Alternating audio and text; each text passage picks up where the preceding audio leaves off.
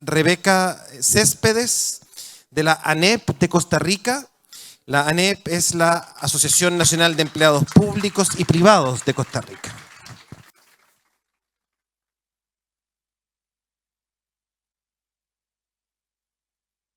Y vamos a invitar también al compañero Antonio de Padua de Freitas, de Araujo, de Movase, de Brasil. Movase es el Sindicato de Servidores Estatales del Estado de Ceará, de Brasil.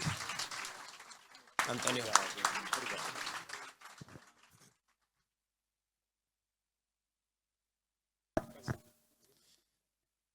Este segundo panel, compañeras y compañeros, lo que busca es ponernos en discusión en términos de experiencias comparadas de negociación colectiva.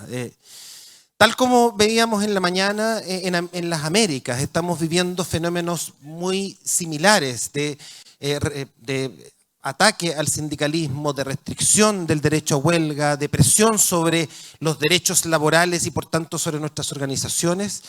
Pero tal como se dijo en el panel de la mañana, palabras que yo secundo absolutamente, de la misma manera que la huelga se defiende ejerciendo la huelga, la negociación se desarrolla y se sostiene ejerciendo la negociación. No vamos a entrar en detalle, pero todos sabemos que en nuestro país tenemos un mecanismo de hecho de negociación ramal. Somos la única negociación, somos los trabajadores del Estado los únicos que ejercemos una negociación ramal en nuestro país, con sus fortalezas y debilidades, pero vamos a hacer el ejercicio justamente de conocer de primera fuente de nuestros compañeros aquí presentes cuáles son los principales desafíos, las prácticas, las estrategias que han desarrollado en función de desarrollar sus propios procesos de negociación y cómo en el contexto regional que estamos hoy día observando en este seminario podemos aprender los unos de los otros y respaldarnos respecto a estas materias. ¿En qué orden? Como ustedes, en el orden que nos presenté, ¿les parece? Ya, entonces les propongo que se den unos 8 minutos para hacer una exposición, para que después pasemos a una ronda de preguntas y podemos complementar si es que nos dan los tiempos. Así que vamos a partir. Compañero, adelante. Bueno, buenas tardes, compañeros y compañeras. En primer lugar, quiero agradecerle a los compañeros de la ANEP y a todos los asistentes por esta invitación y poderles dar a conocer la experiencia en Colombia en el tema de negociación. Voy a tratar de hacer un resumen muy rápido, pues en 8 minutos toda una historia de negociación que tenemos en Colombia es muy difícil, pero haremos el mejor esfuerzo. En primer lugar, quiero manifestarles que nosotros en 1950, cuando hubo la mayor masacre de trabajadores, más o menos, si algunos la han oído, que es la masacre de las bananeras, donde el ejército de Colombia, para proteger una empresa estadounidense que era la Fruit Company, que era la explotadora de banano, cuando los trabajadores exigieron sus derechos y se sentaron a negociar, lo que hizo la respuesta y el gobierno con esta empresa fue asesinar a más de 1000 trabajadores en ese momento. La masacre de las bananeras se figuraba como una masacre de 100, de 50 trabajadores, pero no, fueron más de 1000 trabajadores los que fueron asesinados y encerrados por el gobierno de Colombia con la complicidad de la empresa, es decir, la empresa contrató al ejército para lograr someter a los trabajadores. En ese momento y años posteriores nació rápidamente, siguió la lucha porque no se rindieron los trabajadores de la época y nació un acuerdo entre trabajadores, que era el pueblo mayoritario, y el gobierno, que a raíz de ese suceso, que fue el famoso Código Sustantivo del Trabajo de nosotros, el cual se dividió en 2 temas. Uno, el primer tema fue garantizar los derechos de los trabajadores. Estableció las 8 horas de la jornada laboral, estableció las prestaciones sociales y muchas cosas que permitieron la negociación. Y el segundo capítulo fue el derecho de asociación, tema que nos convoca a los sectores públicos fuertemente. Ese segundo tema, que fue el capítulo 2 fuerte del Código Sustantivo del Trabajo, fue el que estableció el derecho de negociación para todos los trabajadores. Y ahí no se excluyó a los servidores públicos, porque solamente dejó a los trabajadores oficiales. Los trabajadores oficiales creo que la mayoría los conoce, son los encargados del mantenimiento de infraestructura de las entidades públicas. Eran los únicos trabajadores públicos para ese instante. Años más tarde, y ya digamos la fuerza pública, los trabajadores del sector público organizados, más o menos en 1987, no por ningún convenio, ni siquiera el convenio de la OIT, ni el trabajo interno, ni el mismo código que había surgido para negociar, logramos en Bogotá, que es la historia donde inicia, a paralizar al gobierno y exigirle la negociación. Y logramos particularmente como servidores públicos la primera negociación mayoritaria en el país. Y es decir, mejoramos 50% las condiciones de los trabajadores. Reforzamos la jornada laboral, la dejamos a 44 horas para todo el sector público. Empezamos a exigirle al gobierno la importancia de negociar con el sector público sin necesidad de ningún acuerdo, porque ahí sí tengo que decirles, como abogado, a veces uno no cree ni en las leyes, porque muchas de las leyes que están sacando hoy los gobiernos de Latinoamérica y el mismo gobierno de nosotros, no el actual, porque el actual está echando normas para atrás, las normas que están sacando es para quitarnos derechos, para retroceder en las conquistas de los trabajadores. Entonces por ahí está circulando, como lo vieron en Argentina, que hay que regresar a las 12 horas de esclavitud, no a las 8 horas laborales que generalmente teníamos, que para el sector público no son 8 horas, son 7 horas, porque nosotros tenemos 44 a la semana y no trabajamos ni sábados, ni domingos, ni festivos. Es decir, solamente se trabaja exclusivamente de lunes a viernes cuando no es festivo ninguno de esos días. Eso ha permitido que el sector público avance. Pero en aras del tiempo voy a hacerles un resumen. ¿Qué pasó después de esa negociación indirecta, sin normas, sin leyes, sin nada, sino solo con la movilización de los trabajadores?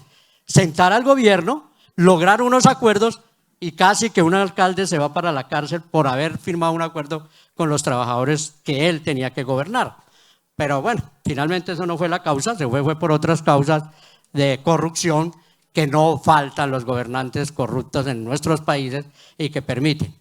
Pero a partir del convenio 187 de la OIT, que el gobierno de Colombia lo reconoció y lo firmó hasta el 2000, más o menos 2002, 2003. Y 5 años después, con la presión de los servidores públicos. Por eso la importancia de lo que mencionaban los compañeros que nos antecedieron esta mañana, tanto en la intervención de inauguración como en su intervención, es los trabajadores organizados, somos los únicos que logramos las conquistas de nuestros derechos. Y si nosotros permitimos, y quiero hacer un paréntesis ahí, rompernos internamente, porque caímos en un grave error. La Corte Constitucional de nuestro país hace 19 años habló de la libertad sindical y el derecho de asociación y como un derecho fundamental para permitir la negociación del sector público y los demás trabajadores.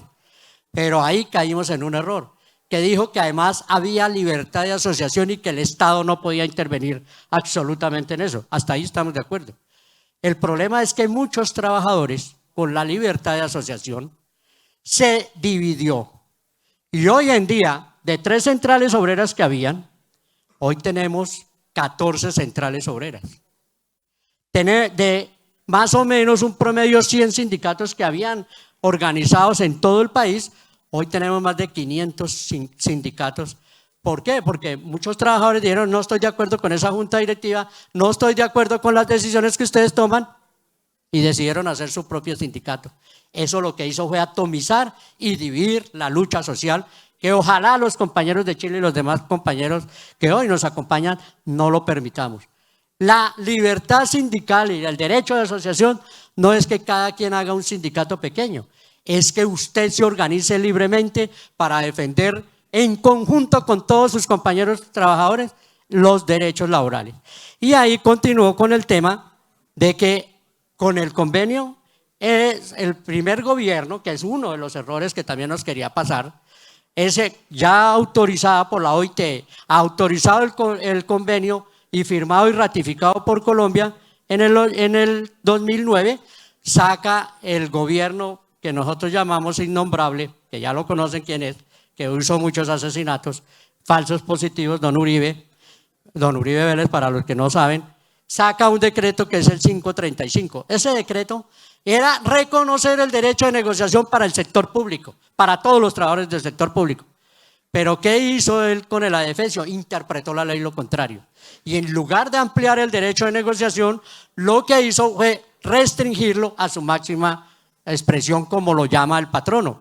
Y es decir, nos autorizó a negociar, pero no podíamos negociar sobre nada del presupuesto, no podíamos negociar sobre las plantas de personal, no podíamos negociar sobre las pensiones, no podíamos negociar sobre nada. Lo único era sentarnos a concertar algunas cosas laborales con el patrono. Pues ese decreto no ratificaba lo que decía el convenio, ni permitía lo que era la aspiración de los trabajadores. Todo lo contrario, restringía el derecho de negociación.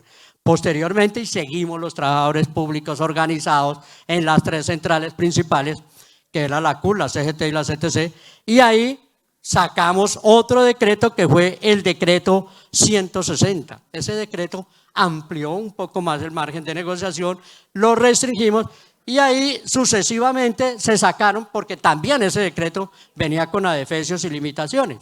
Logramos también las centrales obreras, sentados en negociación con el gobierno, modificar y establecer que ese decreto también tenía que ser modificado, porque seguía restringiendo el derecho de negociación en el sector público.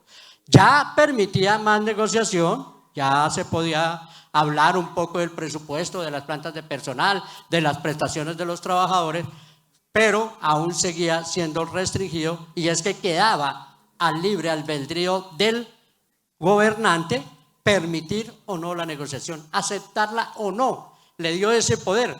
Y vimos, eso no es negociación, porque muchos alcaldes y muchos gobernadores dijeron, no me siento a negociar con ustedes, no estoy de acuerdo, y nos cerraban las puertas. Logramos con el gobierno nacional, 2 años después, otra reforma, y logramos sacar el decreto, bueno, ese era el 160, el 1083. En ese se amplió un poco más. Y por último, que fue con el gobierno actual, para cerrar nuestro capítulo de lo que es la importancia del derecho a la negociación, sacamos el decreto hace 2 años, 2024, que es el 043, ampliando y rompiendo esa estructura y quitando la limitación, pero nos tocó a las centrales obreras sentarnos y decirle al gobierno que había que limitar la participación. Imagínense ustedes una negociación con el gobierno nacional con 1.200 trabajadores sentados a negociar. Es decir, este salón nos quedaba pequeño y tocaba sentarse con 1.200. ¿Por qué 1.200? Porque 14 centrales, más de 500 sindicatos del sector público, todos querían poner su negociador. Y ponían no uno, sino poníamos 2, 3 negociadores, porque no confiaban en los compañeros que eligieron en las juntas directivas de su sindicato. Y eso se volvió, en lugar de una negociación directa con el gobierno y los trabajadores del sector público, se volvió una asamblea entre trabajadores y el gobierno. Porque sentar 1.200 trabajadores, 1.200 cada uno con sus críticas, pues no todos hablaban. Eso como nos pasa en muchas asambleas. Pero sí se hablaban por lo menos 100 trabajadores. En un punto para discutirlo, durábamos 3 días o una semana completa en un punto. Y no alcanzábamos la negociación. Este decreto 243, el consenso del gobierno y de los trabajadores era que teníamos que limitar esa participación, y nos tocó a nosotros mismos, los trabajadores, que es lo más contradictorio, limitar la participación de los trabajadores y reducir ese número de negociadores. En el decreto quedó que tendría que haber un participante por sindicato, y por central obrera máximo podían haber 50 trabajadores negociando, que aún sigue siendo un número alto, porque 50 entre 14 centrales obreras, pues no deja de ser mínimo 200 para estar negociando. Esos son de los adefesios que muchas veces los trabajadores caemos, y ese sí es uno de los retos que tenemos los trabajadores, y es aprender a confiar en los negociadores, en las juntas directivas que nombramos en nuestras asambleas y en los pliegos para defenderlo. De lo contrario, las negociaciones hasta en el sector público, a pesar de tener mucha democracia, podemos caer en ese democraterismo y no en la real democracia. Muchas gracias, eso es parte de nuestras experiencias. Muchas gracias, compañero Isaías. Ahora le vamos a dar la palabra a la compañera Rebeca. Recuerdo que es la compañera es de Costa Rica. Adelante.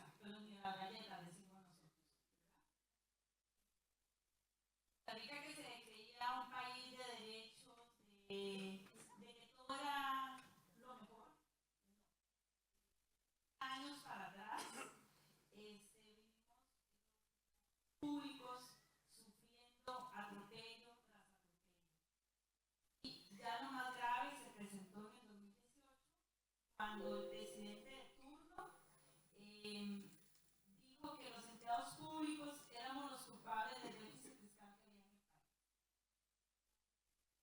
Estábamos, pero ni un 0.25 de la deuda interna que es quien está aquí dando las pautas a toda Latinoamérica.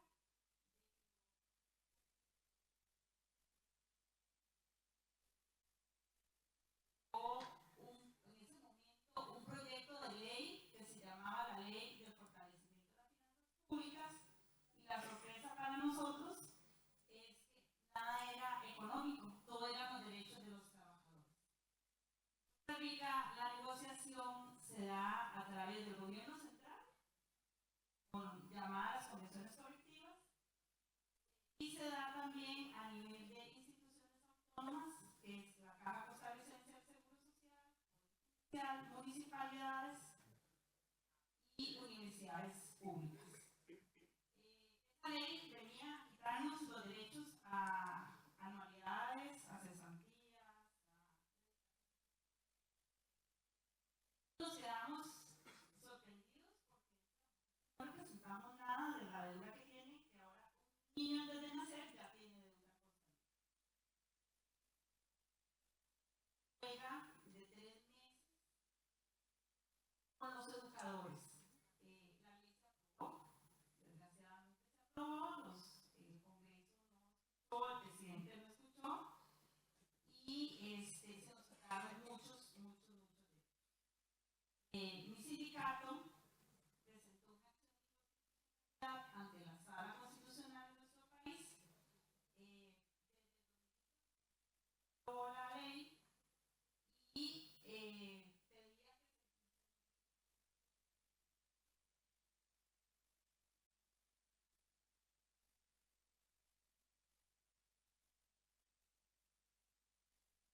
a esa huelga tan extensa, pues se estaba creando la ley antihuelga.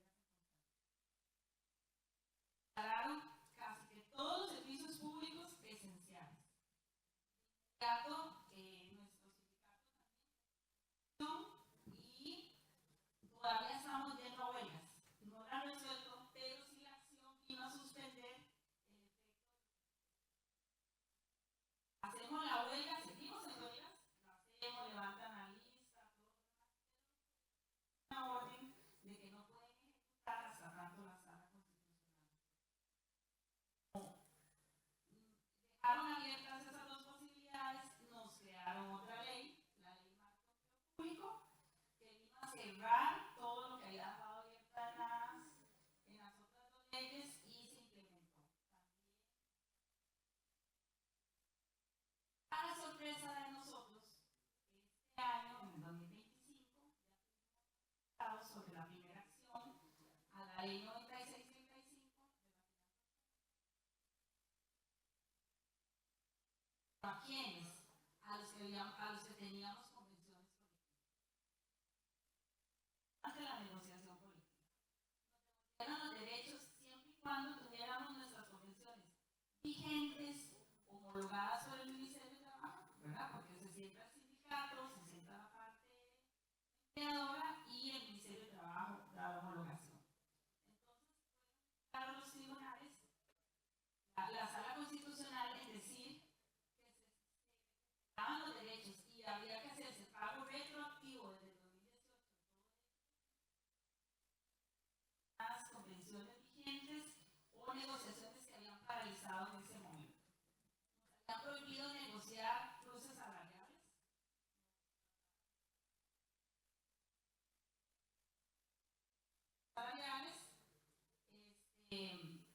Nos dieron la razón en las antigüedades, nos devolvieron las dedicaciones exclusivas, los cruces que teníamos contemplados en las negociaciones. Un gran logro, eso fue desde marzo nos notificaron, pero hasta septiembre nos llegó la notificación. Sabemos que el gobierno presionó la sala a ver qué podían hacer. Y bueno, un gran logro y lo celebramos. Estamos ahora ya haciendo los reclamos para que nos devuelvan. Una gran esperanza porque la otra ley marco empleo público ya en la misma línea. Entonces tenemos la fe de que pues también si venía en la misma línea pues va a salir positivo. Pero la cantidad de años que duran en dejarnos al pendiente de darnos las resoluciones. Por eso es importante seguir negociando a pesar de que sabemos que los gobiernos están en contra de nosotros y todo. Y adelante involucrando a nuestra clase trabajadora. Y en cuanto a las huelgas, pues estamos igual, ¿verdad? Esperando. Ahora Marcelo, que me puso a mi presidente, nosotros tenemos un presidente que no sabemos para dónde va. Si a la derecha, a la izquierda, al centro, hacia atrás, no sabemos para dónde va, populista, completamente antisindicalista. Los miércoles da conferencias de prensa y pues claramente sale nuestro sindicato a relucir. Pero bueno, ya ahorita se va, gracias a Dios.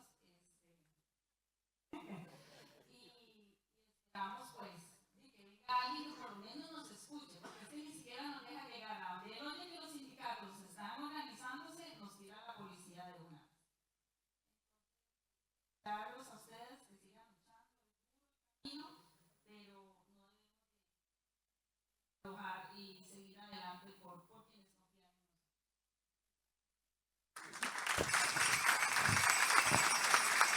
Muchas gracias, compañera Rebeca. Buenas tardes a todas, todos e todes. Tudo bem? Me chamo Pado Araújo, sou brasileiro, sou de um estado lindo chamado Ceará, onde tem uma cidade lindíssima chamada Fortaleza. E em estado de Ceará, estou a coordenar, ser coordenador general, né, de um sindicato chamado Mova-se. Mova-se. Mova-se quer dizer Movimento de Valorização dos Servidores Públicos Estaduais. Mova-se, certo? E aí a gente, nós sempre falamos, querer melhorar de vida, querer salários melhores, melhores condições para tu trabalho, desenrolar teu trabalho, mueva-se, mueva-se. Isso é uma forma da gente chamá-los para as lutas. Meu desafio aqui é tentar falar com vocês da melhor forma, sem saber muito bem a língua de Cervantes. Porém, Cervantes, ele nos dizia lá em La Mancha que meu descanso é pelear. E aqui estou à frente de muitos e muitos peleadores do serviço público. E isso, para mim, é algo muito importante. Quero, então, saludar a todas e todos nesse sentido. Em primeiro lugar, me gostaria muito de colocar algumas coisas que me orientador espiritual sempre me disse. Meu orientador espiritual, quase que um Buda para mim, chama-se Karl Marx.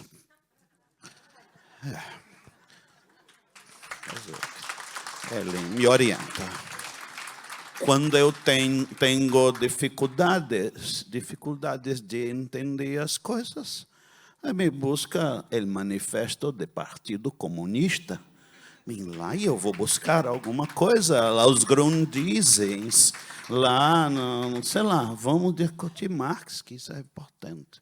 Marx sempre dizia, vivimos em uma sociedade capitalista.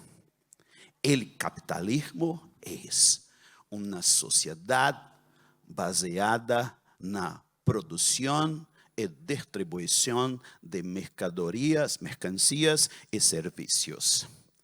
Em uma sociedade como esta, existem dois tipos humanos, os burgueses e os proletários.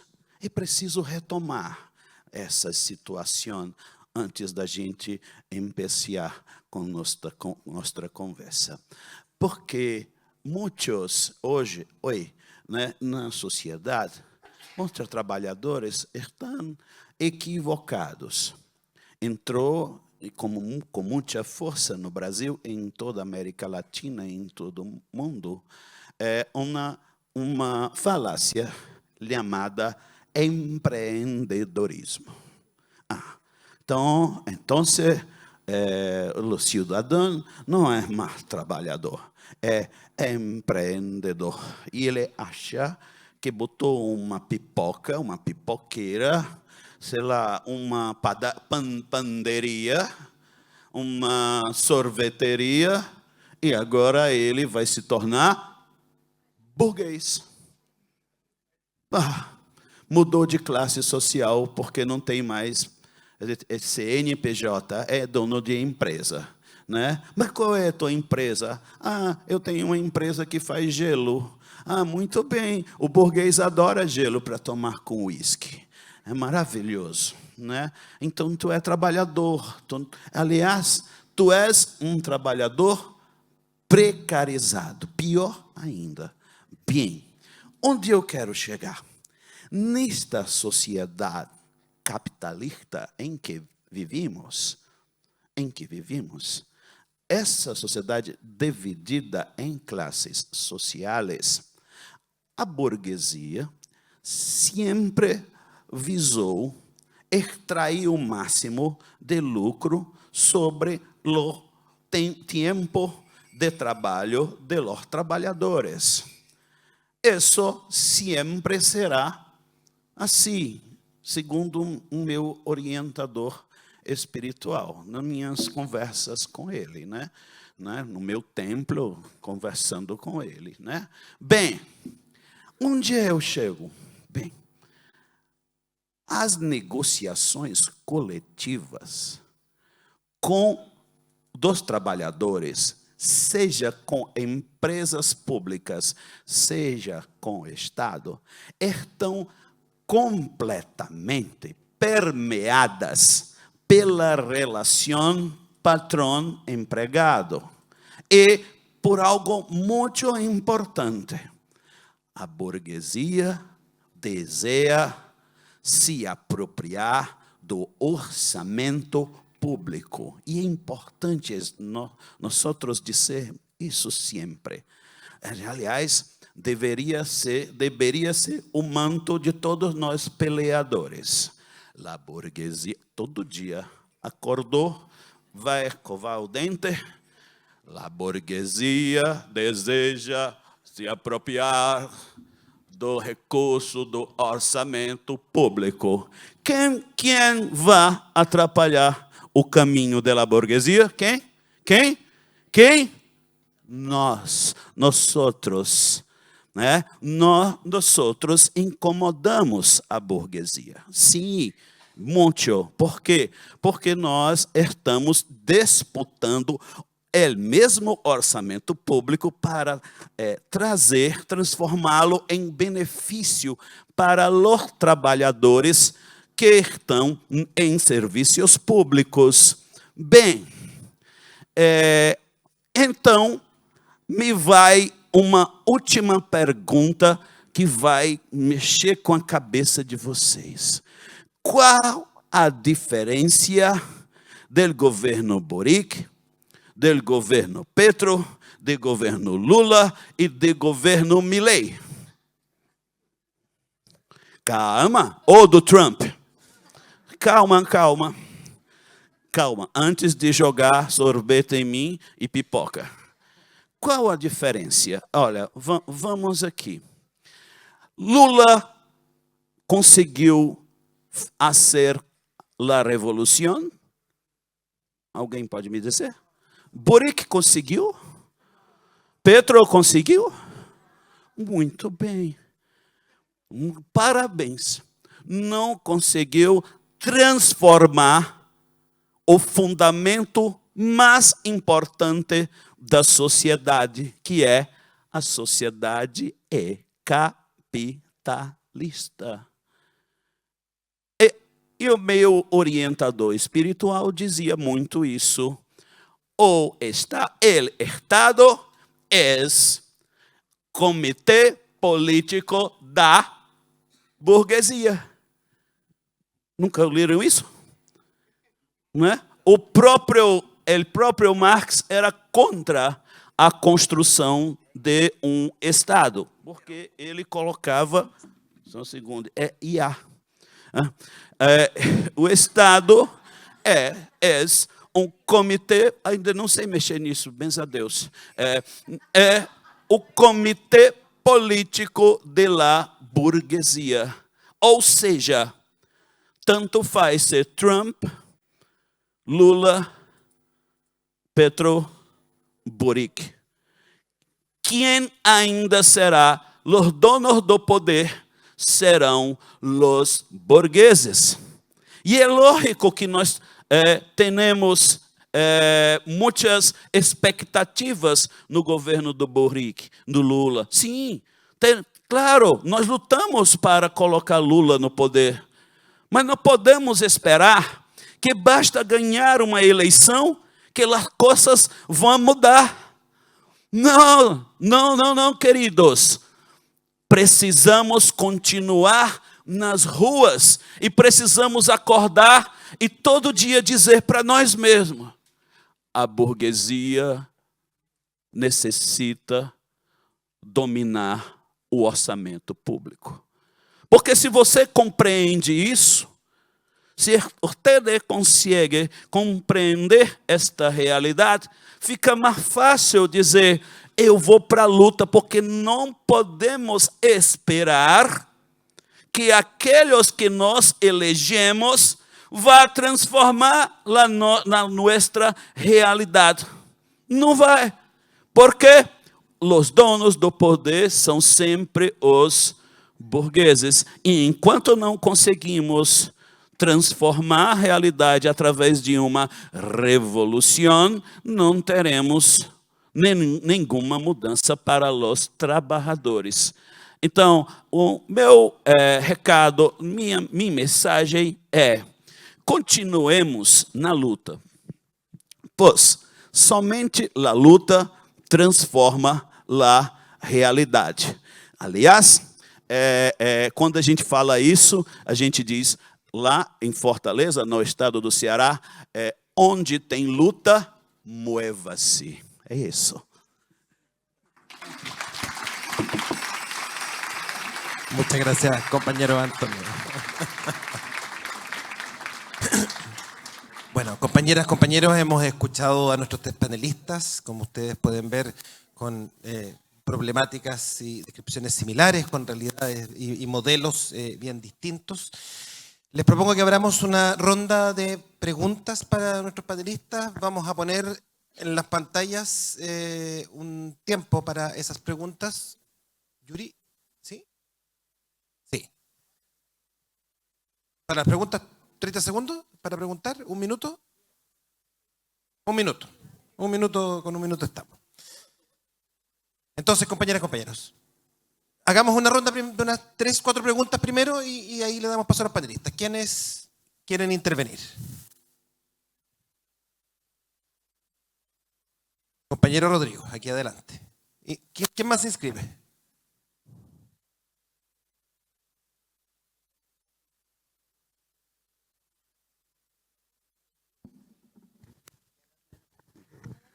Hola, buenas tardes a todos, a todas, a todes. Les habla Rodrigo Delgado Vázquez, presidente regional de ANEF en la región de Los Ríos, Valdivia, la ciudad más hermosa de Chile. Según la última encuesta que se hizo en Valdivia. Debe ser el Ceará de Chile. Fortaleza.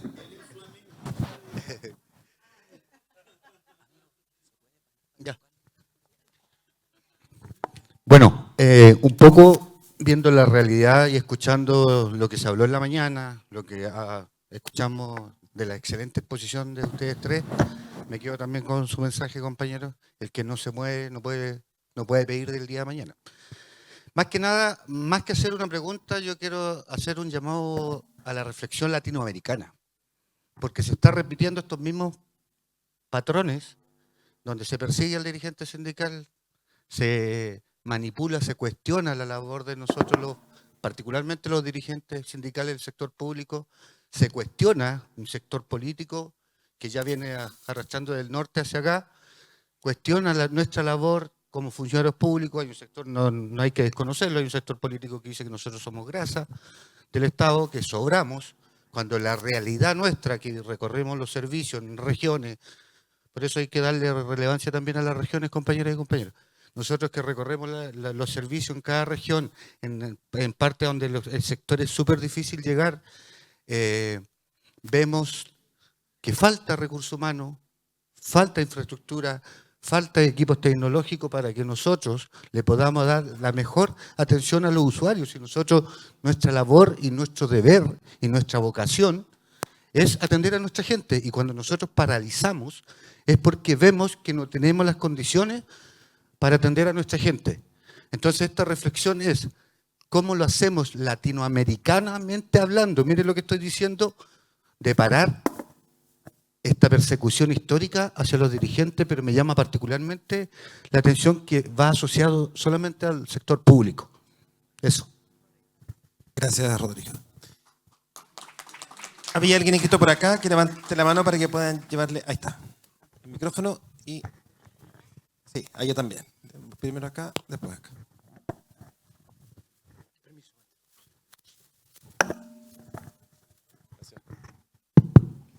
Aló, ¿se escucha? Sí. Bueno, saludar a los compañeros el día de hoy en la Asamblea Extraordinaria de ANEF. Mi nombre es Rubén Valera, soy presidente de la Asociación Nacional de Funcionarios de Seguridad Pública. Quería también hacer una reflexión y también una pregunta al compañero de Brasil, país más grande de América Latina. Ustedes tuvieron al caso Bolsonaro hace pocos años. El presidente Bolsonaro hace pocos años tuvieron en su país. Nosotros hoy día en Chile tenemos el riesgo de que la ultraderecha llegue al poder. Hace poco tuvimos la primera vuelta presidencial. Entonces se conversó también en la mañana, hay personeros internacionales acá. Me gustaría saber en Brasil cómo enfrentaron desde el campo de los trabajadores y la organización colectiva los retrocesos que significó ese gobierno para su país. Porque acá tenemos el riesgo de que en un gobierno de ultraderecha se resten muchos derechos adquiridos Acá en la Asamblea ANEF también se está hablando del contexto internacional del derecho a huelga. Entonces, para nosotros no es un buen escenario como trabajadores.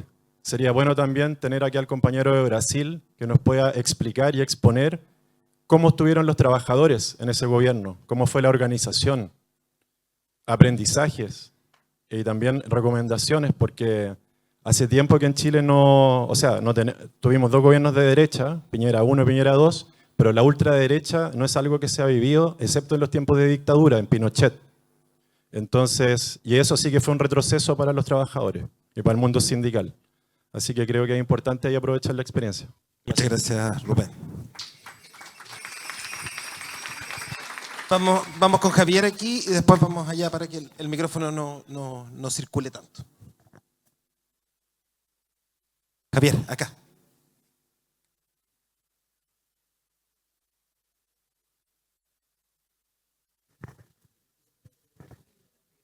Vale, gracias, compañero. Bueno, saludar a los compañeros y compañeras. Javier Villarruel, presidente nacional de la Asociación de Funcionarios de la DGAC. Saludar ahí a los panelistas, Rebeca también. Primero que todo es claro, este análisis que realizamos en cuanto a lo que está pasando a nivel latinoamericano, pero también sabemos que esto es a nivel mundial. La derecha y la ultraderecha, ¿cierto? Ellos sí conversan, ellos sí se ponen de acuerdo y ellos sí que son disciplinados para votar, lo que no nos pasa a nosotros, y nosotros lo vemos en las mismas peticiones y de repente en las mismas pedidas que tenemos como trabajadores, que cada cual quiere echarle agua a su molino y no tenemos un plan de trabajo a futuro, en el cual digamos qué es lo que queremos para los trabajadores públicos y qué es lo que queremos para los trabajadores en general.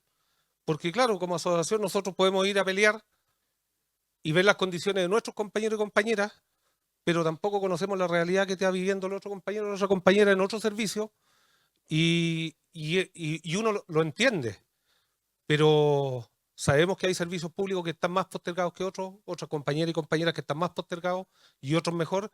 Entonces, ¿cuándo vamos a hacer un estudio de brechas para que se pueda ir abordando desde los que tienen menos a llegar a los que tienen más y estas brechas se disminuyan? Y eso yo creo que es también una demostración de unidad, de fuerza y de poder, pero también nos valida ante la contraparte, la que sea, porque ellos buscan el quiebre, buscan la atomización de los sindicatos, de las asociaciones, como le llaman acá en Chile, ¿cierto? Porque les molesta la palabra sindicato. Entonces, ¿cómo logramos un plan de acción a nivel latinoamericano donde se luche por los trabajadores, pero un plan general, no uno individual solamente, ¿cierto? Donde el que tiene mejor poder de negociación puede lograr cosas y el que no va quedando atrás. Eso, compañero, compañera. Gracias, Javier. Vamos a cerrar esta primera ronda. A ver, aquí, vamos a tomar la pregunta aquí y después vamos donde Alexis y con Alexis cerramos esta primera ronda.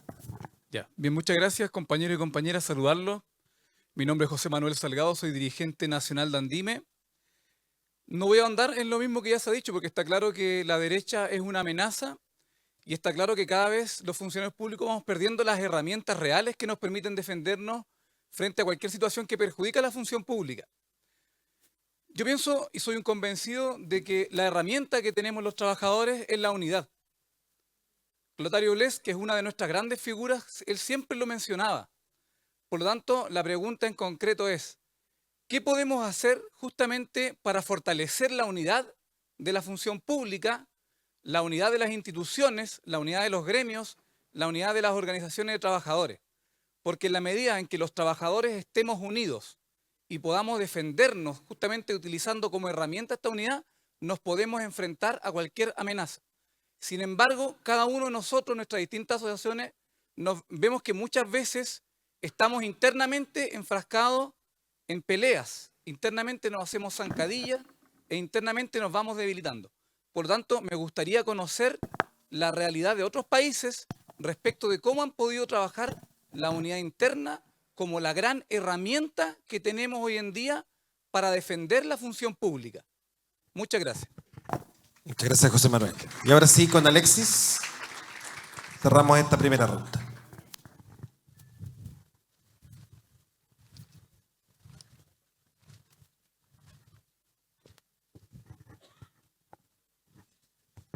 Bueno, muchas gracias. Mi nombre es Alexis, soy secretario general de la Asociación Nacional de Funcionarios del Instituto Nacional de Estadística.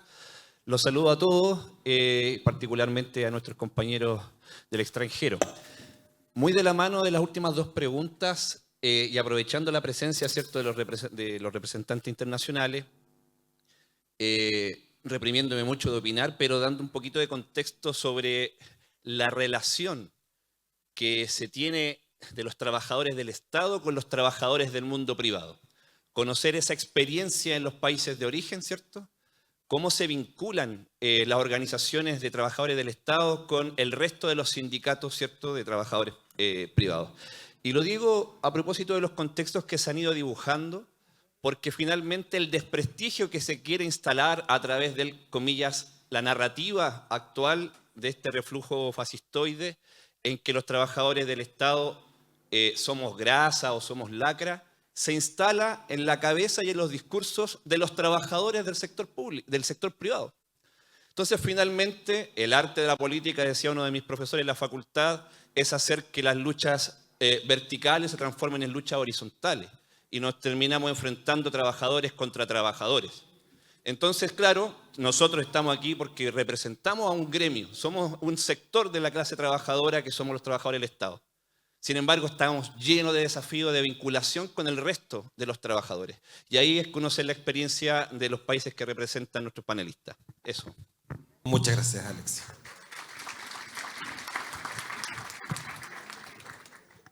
Propongo que tomen un par de minutos cada uno respecto del conjunto de preguntas y ustedes eligen los elementos que les parezca que pueden aportar mejor. Bueno, voy a empezar con la última pregunta. Una de las luchas y el ejemplo que hemos dado los trabajadores del sector público y la relación con los trabajadores del sector privado es unir fuerzas para esa lucha social. Nosotros hemos venido dándole el discurso permanente y constante a través de las redes sociales, a través de todos los medios de comunicación, y sentarnos con los compañeros del sector privado a acordar políticas que nos beneficien en conjunto a todos. Y una de las cosas que les hemos llamado la atención, especialmente a los compañeros mismos del sector privado, es que si bien es cierto, nosotros somos privilegiados por tener un puesto con el Estado, no podemos abandonar la comunidad y dejarla al garete. Hemos sentado y nos hemos ido a los barrios a decirle a la comunidad: yo soy servidor público y quiero ayudarle a usted, no en la ventanilla, no en la sede donde lo tengo que atender, sino aquí en su casa, en su barrio, en su localidad, donde podemos mejorar. ¿Eso con el fin de qué? De borrar lo que muchos han dicho acá, de que el sector público, que los servidores públicos somos lo peor, que no prestamos la atención. Algunos nos preocupamos inclusive porque no haya ni siquiera filas, colas, como le llamen, en la ventanilla donde yo tengo que atender, sino por el contrario, venga a ver, agilizamos, nos organizamos los trabajadores públicos en decirle: tenemos que acabar con estas filas porque la comunidad no tiene la culpa y tenemos que darle la mejor imagen. Y eso lo hemos logrado poco a poco y lo hemos conquistado uno a uno. Frente a lo que sea el fortalecimiento de la unidad, eso es lo más. Yo lo dije desde el principio. Si nosotros permitimos, y ahí me acuerdo una frase de Fals Borda, uno de los sociólogos de Colombia que inició la organización: ningún grupo se acaba por dentro. Usted no se destruye como organización. No lo destruyen desde afuera. Ni el Estado, ni la fuerza pública, ni los enemigos de la organización la pueden romper. Solamente nosotros internamente nos destruimos. ¿Y cómo lo cerró con el ejemplo ahí? Cuando los invasores llegaron a México, con los únicos que no podían ingresar y no podían romper la organización que tenía los mayas, era la muralla, la unidad que tenían los mayas. Pero ¿cómo logró los invasores españoles romper esa unidad de los mayas? ¿Cómo los lograron invadir? Porque eso fue una invasión, no una conquista. fue un asesinato, no fue una conquista. Porque un indígena, uno, traicionó a los demás indígenas y le dijo a esos invasores cómo entrar y les enseñó la entrada. Fue la única manera de romperlo. Desde ahí aprendimos que la única manera que nos puedan romper a los trabajadores en la unidad es nosotros mismos desde adentro. Y eso que dijo el compañero, hay compañeros internamente que no están de acuerdo con uno, que no les gusta la política y la lucha social de uno. Pues hay que convencer a ese compañero de que se una, pero no salga a vender nuestros derechos con el patrón, y perdóneme como le decíamos algunos en nuestro lado, un lambebotas, uno que va y le lambe al patrón pensando que va a conquistar más derechos. Y todo lo contrario, traiciona a los trabajadores. Por eso llamo la atención, y nosotros en la experiencia interna, lo que le decía, mire una negociación con 1.200, porque traicionaron los mismos compañeros a sus propios compañeros y no fueron capaces, como en estas asambleas, de resolver nuestros conflictos internos. Eso es importante para que lo tengamos en cuenta. Nosotros, para fortalecer el problema de las plantas de personal, todas las entidades yo creo que sufrimos las deficiencias de recursos para atender al sector público. Es cierto, no hay computadores, no hay sistemas, no hay papel, no hay los medios técnicos, ni siquiera el espacio para atender la gran comunidad que tenemos que atender. ¿Qué nos tocó a nosotros en la negociación? Primer punto, ¿cómo vamos a fortalecer el sector público? ¿Usted quiere, señor patrón, Estado, que prestemos un excelente servicio? Deme los recursos. ¿Qué recursos hace falta? A mí me falta, y les hicimos un listado, me faltan computadores, faltan sillas, faltan espacios de atender. ¿Cómo los vamos a resolver? Nosotros queremos prestar un buen servicio, pero usted, señor Estado, tiene que suministrarnos. Lo dice la norma, que ningún trabajador puede poner sus propios recursos para prestar un servicio, sino lo contrario.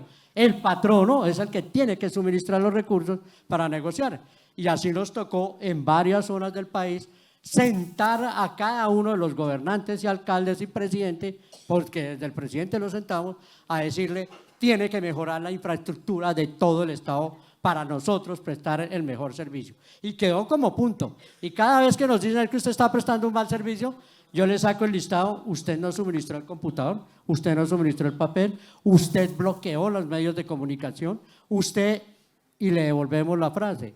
Pero esa es la organización de todos, porque todos tenemos que hablar el mismo idioma, porque cuando uno habla diferente con el otro compañero, permitimos esa división interna, porque lo que hace el patrón es decirle: como él sí presta el servicio y usted no puede. Le digo: porque usted le dio los recursos a él y a mí no me los dio. Ve, aquí está la lista de lo que usted ha dejado de suministrar. Eso a grandes rasgos nos ha permitido, en la unidad, en el tema, es lo que la experiencia nos ha permitido, y cierro con eso, compañeros. La unidad logra y alcanza lo que el patrono siempre nos quiere dividir. Divide y reinará, es la frase común universal. Si nosotros nos dejamos dividir, no vamos a mejorar nuestro servicio y a conquistar los derechos, no solamente para nosotros, sino para la comunidad a la cual atendemos. Muchas gracias.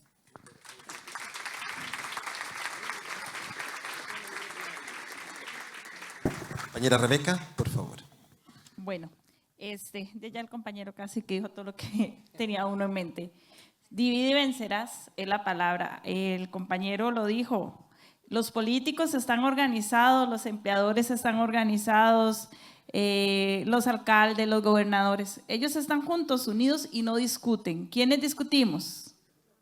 Nosotros. Que yo quería un 5% de aumento, no, yo quería un 7%, yo quería un 6%, y nos traicionamos entre nosotros mismos. Cuesta, la unidad cuesta, ¿verdad? Nosotros que somos dirigentes sabemos que no es fácil. Nosotros en el 2018 llegamos a un acuerdo y voy a decir la palabra así: peguémonos con un moco, ¿verdad? Para que fuera un éxito la huelga, y dejar todas las asperezas, que en Costa Rica somos muy poquitos habitantes y poquitos sindicatos, pero vivimos agarrados. Julio, tú lo sabes, ¿verdad? Y funcionó el decir peguémonos con un moco, y esa frase se ha quedado para poder ir saliendo adelante con todo esto. Porque el gobierno, los gobiernos, ese es el orden mundial que tienen, dividirnos, que nos peleemos y que no lleguemos nosotros a ningún acuerdo. Llegamos a una mesa de negociación y todos llevamos algo diferente. Entonces, sí llamar siempre a la unidad constantemente, aunque cueste. Lo de los trabajadores privados, también quiero compartirles la experiencia en Costa Rica. De hecho, mi sindicato era Asociación Nacional de Empleados Públicos y ahora somos públicos y privados, porque llegaron saloneros, agentes de seguridad. Bueno, increíble la cantidad de empleados privados que tenemos, que ellos en el 2018 se pusieron un lazo blanco en contra de los trabajadores públicos, ¿verdad? En contra de la huelga, en contra. Y aparte de eso, nosotros también estábamos peleando por el porcentaje del IVA que se iba a aumentar. Ese porcentaje del IVA hizo que cerraran muchas empresas privadas. Entonces, ahora nos dicen, tenían la razón. ¿Qué han hecho? Llegaron a nuestro sindicato y ellos ahora también van a huelga, también marchan, se arriesgan, obvio, ¿verdad? Pero nosotros les hemos cubierto y les decimos, si no se organizan, nosotros de por sí quedamos con estas leyes prácticamente paralelos al empleado privado. Entonces, ellos han aprendido de que las calles, nuestra mayor democracia, y salen, negocian y han perdido el miedo. Un ejemplo, los choferes de autobús en Costa Rica se empoderaron de una manera que cuando nos sentamos a negociar con los dueños de los autobuses, siempre sacamos más ventaja que negociar con el gobierno. Igual empleados piñeros, bananeros, trabajadores de la piña, han aprendido a empoderarse y pues en un principio más bien nos asustaban porque sacaban hasta machetes y todo lo demás, cuchillos, ¿verdad? Porque ellos pelean diferente, pero han aprendido, y muy importante, ¿cómo han aprendido? Los hemos llevado a capacitarse continuamente y perdieron el miedo a la lucha.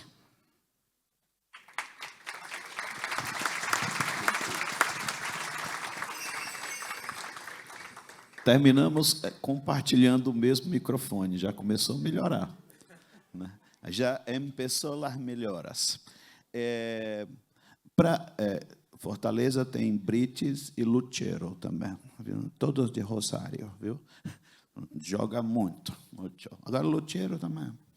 Nesse momento, que entrou um tal de Davidson ganhando 600 mil e o Lutero ganha só 200. Ele ficou pelo pé da vida. Mas vamos aqui. Volvemos ao tema. Bem, para começo de conversa, nosso companheiro falou com muita propriedade. É necessário ter unidade dos trabalhadores.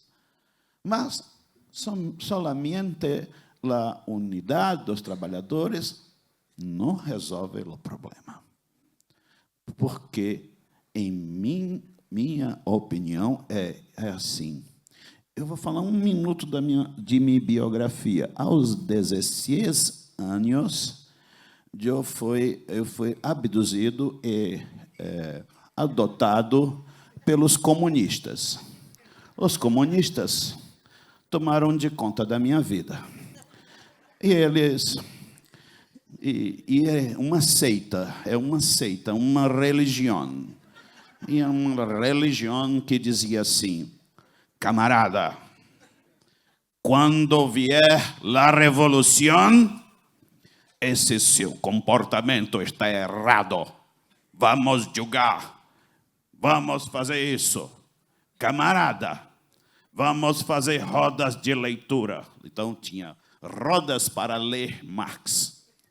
A gente lia Marx, estudava Marx todos os dias. Então, eu lhes digo que nós precisamos voltar a ler a Bíblia. Sim. Manuscritos econômicos, filosóficos, né? Precisamos, sim, porque nós nos desapegamos de los conceitos de de classe, de consciência de classe. E nós precisamos voltar a pregar como os crentes com uma Bíblia na mão, dizendo: companheiro, você é um trabalhador, você é um proletário, você precisa entender que é um explorado pela burguesia. É preciso voltar a dizer isso como uma prédica, como uma religião. Os comunistas estavam certos, foram se acabando, mas estavam certos, tá bom? Eu quero defendê-los, né? Foram se acabando com o tempo, mas estavam certos, né? A outra coisa que é importante, nós participamos de mesas de negociações, mas nos preparamos muito malo, porque aprendi uma coisa há muitos anos atrás: queres vencer um adversário, aprenda sobre você primeiro, depois aprenda sobre o adversário. E muitas vezes, quando me vou a uma negociação com o governo do estado do Ceará, noto que meus companheiros de mesa não conseguem compreender a aplicação do orçamento público, pressuposto público. Como eu vou discutir melhorias salariais se eu não compreendo como é construído o pressuposto público? É preciso se preparar. Então, é preciso ter preparo. Então, precisamos, nós outros que somos sindicalistas, preparar nossos companheiros para entender bem o inimigo. E entendendo bem o inimigo, nós temos condição de arrancar, porque nós não ganhamos nada. A gente tem que viver dizendo isso. Eu não ganhei nada. Tudo foi arrancado da burguesia. Jornada de trabalho, arrancado da burguesia. Direitos trabalhistas, arrancado da burguesia. E foi arrancado com sangue. E foi arrancado com luta. E foi arrancado com unidade.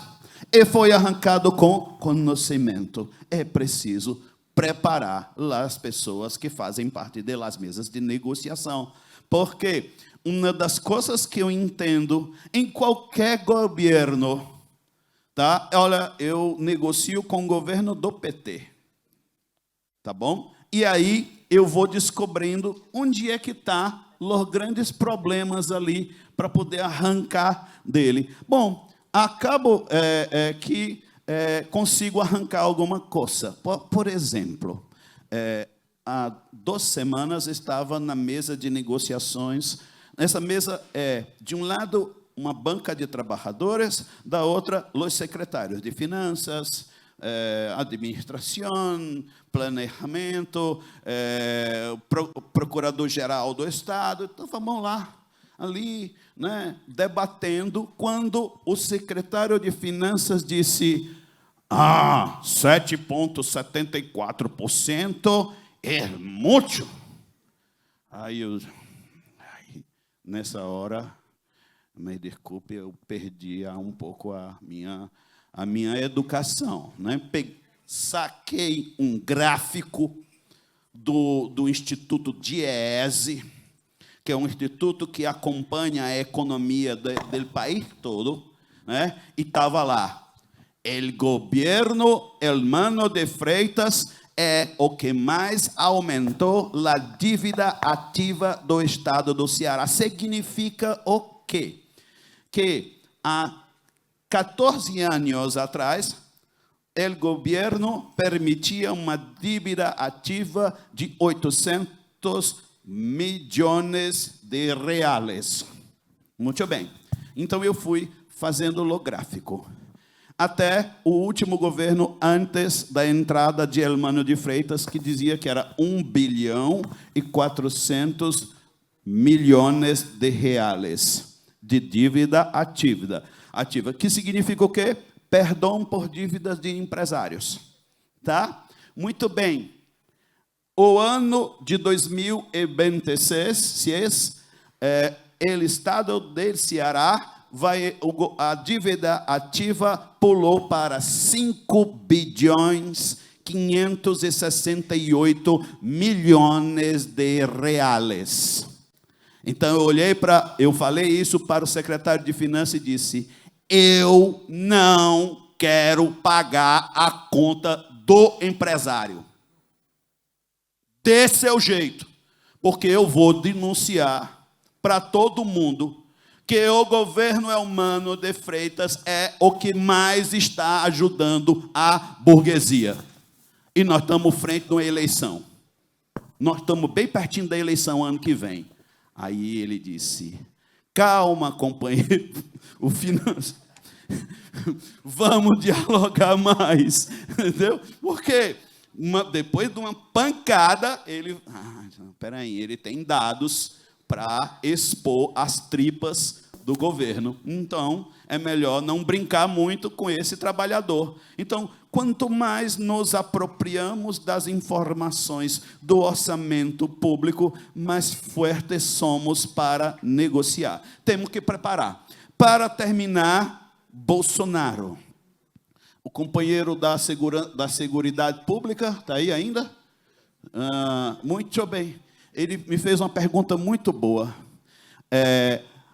O Congresso Nacional, a bancada de 2019, eleita na época do Bolsonaro, ainda tinha muitos deputados de esquerda. Bolsonaro, eu quero dizer, como é tu nome? Rubens. Bolsonaro é um idiota. A palavra é essa, né? Idiota. Por quê? Porque ele herdou, aconteceu o seguinte, ele herdou uma pandemia de Covid-19.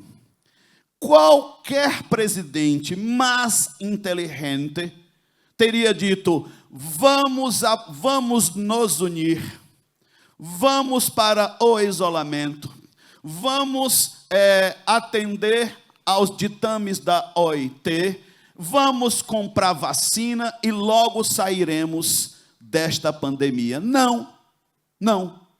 O idiota foi foi andar de moto pelas cidades do Brasil, foi fazer motociatas. Ele foi o primeiro a negar a máscara, foi o primeiro a dizer: não compro vacina. E resultado, 700 mil brasileiros, principalmente os mais pobres, morreram. Então, Bolsonaro criou, e detalhe, nunca visitou nenhum hospital público. Teve uma inundação na Bahia. O que ele fez? Sabe o que ele fez? Pegou jet ski e ficou brincando na inundação. Entendeu? Ou seja, um idiota que não conseguia governar. Porque você não pode botar qualquer um para... É muito idiota. Então, ele foi cometendo erros por cima de erros. E aí, o que acontece? Lula consegue anular os processos contra ele e nós lutamos muito para a eleição de Lula. E, bom, eu quero dizer que no Nordeste, no estado do Ceará, há mais de 30 anos a direita não vence. Não vence, no meu estado. No meu estado, o estado do Ceará, tem um município chamado Ipaumirim. Lá, o prefeito, o vice e os 14 vereadores são do Partido dos Trabalhadores. Só. Entendeu? Então, quero dizer para vocês, porque tem uma coisa interessante. Qual é o sonho do nordestino mais pobre? Sabe qual é, Junéia? O sonho do nordestino mais pobre hoje é ser professor do Estado, é passar num concurso público, é tomar conta do ITA, entendeu? É ter uma função, é ser servidor público. E ser servidor público é querer ter direito, querer ter salário, querer ajudar o próximo. Então, nós do Nordeste, principalmente os mais pobres, temos essa, vamos dizer, essa essência linda que fez com que o Nordeste fosse fundamental na eleição de Lula. E continuaremos nessa pegada. Por quê? Hoje, né, estamos nos preparando, eu estou concluindo, porque em contagem regressiva, cerveja na geladeira, cerveja lá na geladeira, no freezer, esperando. Bolsonaro será preso semana que vem. Uhul! E o Brasil vai parar, mas é para comemorar isso. E gente, a direita, a extrema-direita morreu. Porque eles não têm como dar conta sem Bolsonaro. Bolsonaro não será presidente, né? E aí sim, temos todo um esforço de sociedade e todo um esforço de luta dos trabalhadores. Valeu, gente. Muchas gracias, Antonio. Compañeras, compañeros, vamos a agradecerle a nuestros panelistas. Yo solo para relevar algunos puntos, el compañero Isaías nos cuenta y nos relata la experiencia en Colombia de la construcción de un modelo regulado de negociación colectiva y nos releva, por supuesto, las dificultades de la fragmentación sindical y la importancia de la unidad. La compañera Rebeca nos relata cómo ellos han enfrentado una ofensiva muy despojadora de derechos de los trabajadores del Estado, usando todas las herramientas, usando la huelga, la movilización, pero también la lucha judicial con los resultados que ya nos comentaba.